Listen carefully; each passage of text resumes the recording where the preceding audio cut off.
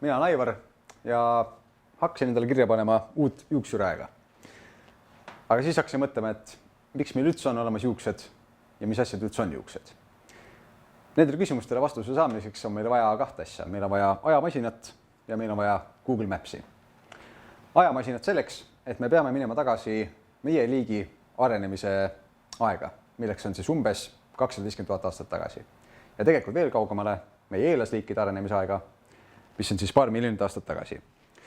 Peame minema ühele kuulsale kontinendile ja sa oled seda võib-olla ka kuulnud, et seda nimetatakse siis inimkonna hälliks. See on tänapäeva Aafrika.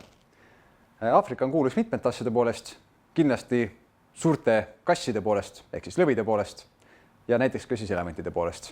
Mõlemad tegelikult elavad samas kohas, kus on siis välja arenenud meie liik. Selleks on savann. Mis torkab silma savannis? Savannis puid on suhteliselt vähe ja hõredalt ja sellist rohumaad või sellist tasast maad on väga palju. Samuti siis, mida pilt ilmselt ei anna väga hästi edasi, on see, et savannis on jõle palav. Et seal päevad on pikad, päikest on palju ja õhutemperatuur on kõrge. Ja kui sa nüüd paned ühe ahvi vihmametsa ja see vihmamets miljonite aastate jooksul muutub savanniks, nii nagu see on juhtunud mitmete piirkondadega Aafrikas, siis selline puuotsas kiikumise võime enam nii väga kasuks ei tule, sest et savannis puid on suhteliselt vähe ja nii-öelda efektiivsem on siis maismaal liikumise võime. See on põhjus, miks sa oled kahel jalal kõndiv ahv. Ja ahv ei ole siinkohal mitte solvang, vaid ahv on fakt. Kui sa suudad näidata thumbs up'i ja sul ei ole saba, siis sa oled ahv, täpsemini sa oled inimahv. Ja sa oled üks selline eriline ahv selle poolest, et sa kõnnid kahel jalal, ehk sa oled bipedaalne. See on ka põhjus, miks inimese kõige tugevamad ja suuremad lihased on jalalihased. Et võrreldes teiste ahvidega, sul on suur tagumik. Ja kui sa nüüd mõtled, et paneme siia savanni ühe kahel jalal kõndiva ahvi, siis mida ta oma elus kogeb? Kogeb kuuma ilma. See on ilmselt kõige põhilisem asi, mis tuleb kohe pähe. See ongi põhjus, miks juba inimese eellastel ja siis eriti inimesel kehakarvkate on suhteliselt taandarenenud. Et meil on kehal väga vähe karvu. Selleks, et siis nii-öelda savannis puhkuv tuul meie keha siis jahutaks. Aga ma ei küsinud mitte saba kadumise kohta, ma ei küsinud karvkatte kadumise kohta küsimusi, ma küsisin juuste kohta küsimusi. Miks meil ikkagi on juuksed ja miks juuksuriamet eksisteerib? Eksisteerib sellepärast, et kui me võtame appi Google Mapsi, siis suhteliselt Aafrika keskosa läbib ekvaator.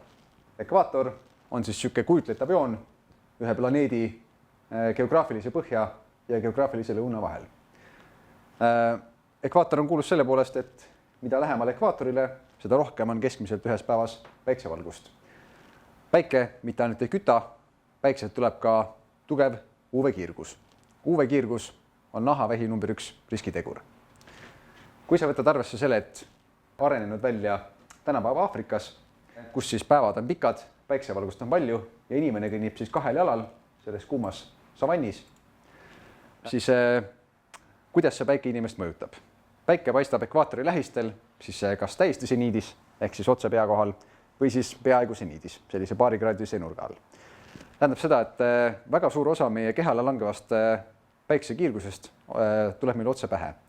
See on põhjus, miks meil kehal karvkatet ei ole, aga siis pähe on karvkatte alles jäänud. Seda karvkatet me nimetamegi siis juusteks.